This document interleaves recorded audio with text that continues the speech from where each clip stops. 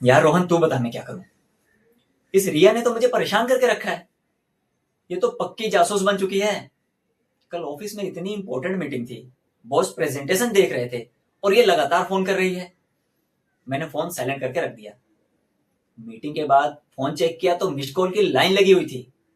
Call back किया तो सीधे ब्लास्ट। फोन क्यों नहीं रिसीव कर रहे थे, कहाँ थे, किसके साथ थे, क्या कर रहे थे। जैसे जैसे मैं कोई क्रिमिनल हूं यार। किसी और लड़की के साथ डेट पे था। यार रोहन, मजाक मत कर। ऑफिस में था, काम कर रहा था मैं। इसको समझ में आना चाहिए ना कि मेरे लिए मेरी जॉब भी इंपॉर्टेंट है। हर वक्त इसका कॉल रिसीव नहीं कर सकता। यार ट्रस्ट नाम की भी कोई चीज होती है जो इसको समझ में आनी चाहिए। पॉजेसिव होना अलग बात है, मगर इसके शक करने की आदत, इससे ये तो मुझे मार ही डालेगी। बस बहुत हो गया यार। अब मैंने सोच लिया है, I am done with her.